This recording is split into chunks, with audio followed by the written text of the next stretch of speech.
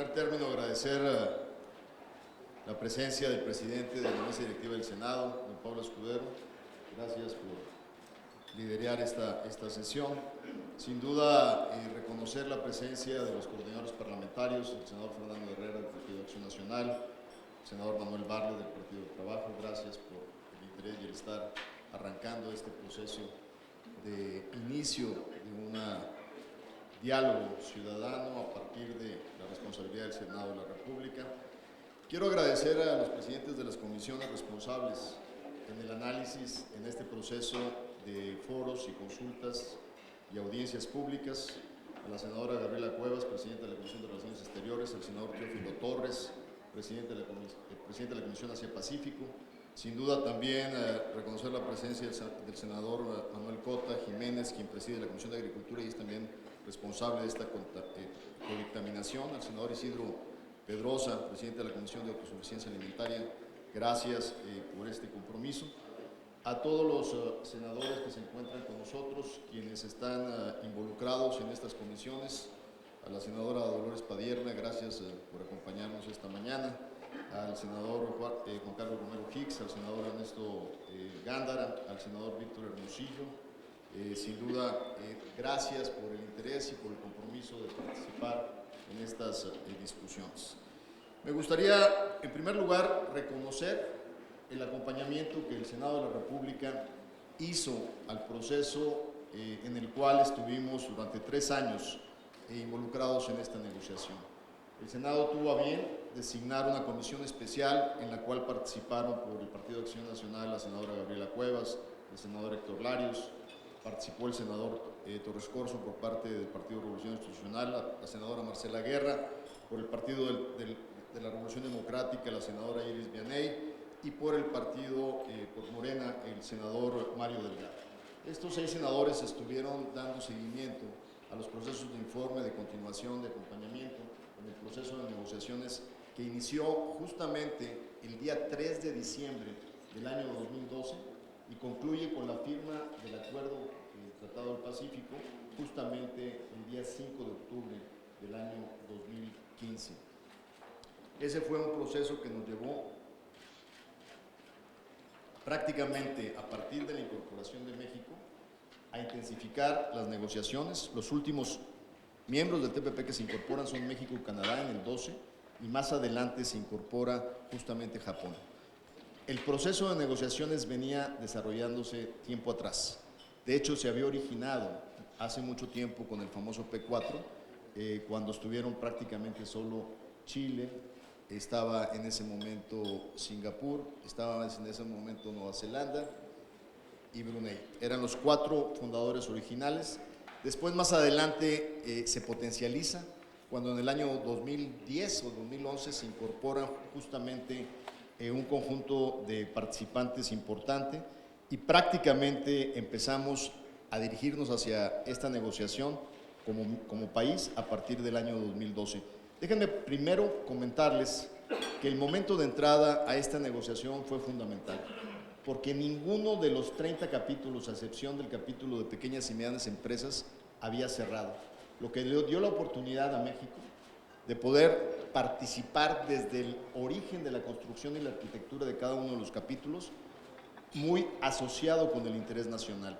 Ninguno de los capítulos, a pesar de que llevaban prácticamente 4 años de diálogos y negociaciones, había realmente aterrizado en términos de su estructura y de su arquitectura legal, de tal manera que México toma la pluma y participa de manera activa en este proceso. Analizando un poco, y es fundamental por el compromiso que el Senado de la República pone en esta construcción de foros y consultas, me gustaría hacer una pequeña reflexión sobre lo que ha pasado con el comercio internacional desde el enfoque del multilateralismo.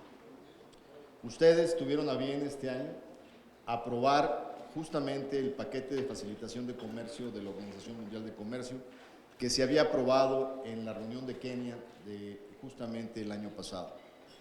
Sin embargo, este proceso no da una viabilización de que la multilateralidad avance al ritmo que es necesario. Lamentablemente, los procesos de gobernanza de la Organización Mundial de Comercio llevan una dinámica que no nos permitiría poder ver en el corto plazo un cierre de la ronda de Doha. Esto es en detrimento de los países menos desarrollados y de los países en vías de desarrollo, porque en este contexto lo que pasa en el comercio internacional es que la organización ha sido muy útil para dirimir controversias comerciales, ha sido muy útil para avanzar negociaciones sectoriales como la negociación ambiental, como la negociación de servicios, pero sin embargo, la posibilidad que las medianas y pequeñas economías puedan entrar en una dinámica de integración global se ha venido rezagando. Y eso ha dado pie a que los acuerdos bilaterales y los acuerdos plurilaterales de comercio han tomado una posición relevante, construyendo regiones de comercio competitivas que de alguna manera se están construyendo alrededor del mundo. México tuvo su momento en esa historia cuando pudimos concretar el Tratado de Libre Comercio de América del Norte, siendo uno de los parteaguas y una de las plataformas que de alguna manera ponen las bases en el siglo XX para lo que fueron los tratados posteriores. Sin embargo, hoy la región del Asia-Pacífico lleva una dinámica sobre todo concentrada en Asia, en la conformación de las asociaciones comerciales que de alguna manera conforman el grupo de países concentrados en el Asia y que a través de ASEAN han estado avanzando de una manera significativa.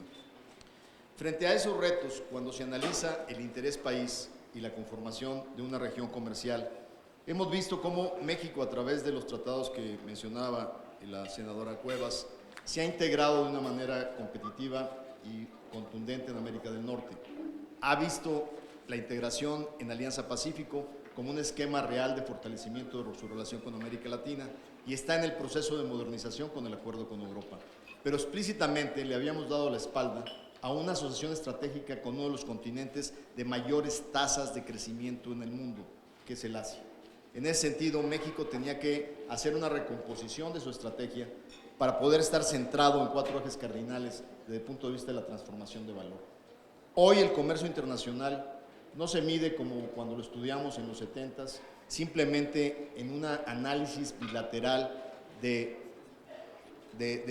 exportaciones, importaciones y de saldo comercial de país a país. Se mide desde el punto de vista de un contexto integral donde los países aportan a la transformación de valor y generan oportunidades nacionales a través de agregar a la producción global mayores componentes productivos. En ese sentido, es claro que una estrategia comercial no puede diseñarse en aislamiento de políticas públicas que nos permitan definir el futuro de cómo la política industrial tiene que ser la contraparte de la medalla de cómo integramos de manera racional y lógica los actores productivos nacionales. Cuando analizamos el momento por el que pasa justamente la globalidad, nos damos cuenta que antes del 2009 la economía global venía creciendo al 5% anual, con tasas de crecimiento del comercio global del 16% anual. Después de la crisis financiera del 2009, las tasas de crecimiento no han podido superar el 3.3% promedio y por lo tanto el pilar del comercio y su integración ha sido disminuido a tasas negativas promedio de alrededor del 2.3%. Sin duda, las estrategias de comercio tienen que ser visualizadas desde el punto de vista de construcción de políticas públicas. No podemos entender una política de apertura que no tenga la corresponsabilidad de definir claramente cómo los actores económicos nacionales se incorporan a los procesos de generación de valor. De tal manera que una de las aportaciones importantes que ha hecho el Legislativo Nacional es entender de que si bien hay saldos positivos de la integración que hicimos en los 90s con América del Norte, tenemos que reconocer que había elementos de regulación de la economía nacional que permitiera a las pequeñas y medianas empresas tener acceso a insumos estratégicos de manera competitiva para poder seguirse incorporando a las cadenas de valor. Y ese reto, de alguna manera, queda mejor manejado a partir de las reformas que ustedes mismos aprobaron, para poder establecer un mecanismo en el cual la pequeña y la mediana se incorporen en un proceso de éxito en este proceso de conformación. Finalmente, compartir con ustedes que en el caso del TPP, prácticamente en el momento de la toma de decisión de incorporación de México, queda clarísimo cuáles son los objetivos. El primero, estando adentro 5 socios comerciales de México contratados que en algunos casos no tenían el nivel de ambición necesario, era importante poder ser arquitectos y corresponsables de las nuevas reglas del comercio en el siglo XXI. Era importante no descuidar la portería en la participación del mercado, en el mercado de América del Norte, dejando a otros simplemente dar la definición de un tratado que abría las puertas de acceso a los asiáticos al mercado de América del Norte. Fortalecer las reglas de origen de integración de valor justamente con los socios existentes, tanto en Estados Unidos como en América Latina. Profundizar las preferencias de exportaciones agroalimentarias a Japón. Incluir 6 nuevos mercados que en su conjunto representan alrededor de 160 millones de nuevos consumidores. Tener el derecho y la preferencia de, al ser socios fundadores, podemos determinar cómo y bajo qué reglas se incorporan nuevos actores. He comentado ya en diferentes momentos con el Senado de la República que Corea del Sur viene estableciendo la necesidad o la solicitud de establecer un acuerdo con México. Es mucho más fácil negociar con un país al incorporarlos a una plataforma como TPP, donde México como país pionero puede establecer las reglas del juego, que una negociación bilateral que nos pone entre 2 sectores, el agroalimentario, que tiene una estrategia ofensiva frente al mercado coreano, y el electrónico manufacturero, que tiene una estrategia defensiva. Y fundamentalmente también establecer que en esta integración es muy importante definir que nos resuelve de manera fundamental la manera como queremos integrar valor justamente en una plataforma que se conecta en 4 ejes cardinales. Para nosotros, en los foros que ustedes están de alguna manera dando el punto de arranque el día de hoy, van a ser fundamentales. La participación de académicos, de empresarios, de organismos no gubernamentales, la participación misma de todos los legisladores, nos permitirá compartir, basados en los hechos, con documentos en la mano, cuáles son los puntos de análisis y reflexión. Hay sectores claramente ganadores en este proceso, que están fundamentalmente integrados en una visión plurilateral, donde los balances son muchísimo más eficientes. Cuando se negocia bilateralmente, es más difícil lograr esa canasta de avance. Sabemos, por ejemplo, que el caso de lácteos tiene una cierta vulnerabilidad frente a Nueva Zelanda. Por eso no permitimos el libre comercio de lácteos. Se sujetó a un proceso de largo plazo de apertura. Pero por otra parte, el mismo sector agroalimentario tiene una estrategia ofensiva para entrar a los mercados de Vietnam, de Malasia, de Japón de manera más profunda, al mismo tiempo que nuestros esquemas de manufactura tienen una posición competitiva fundamentalmente favorable. Creo que al final del día nos darán ustedes la oportunidad de compartir a nivel de detalle en cada uno de los 30 capítulos cuál fue la visión estratégica y cómo el sentido de conjunto nos da un posicionamiento estratégico del país para los retos del comercio internacional en el siglo XXI. Muchas gracias.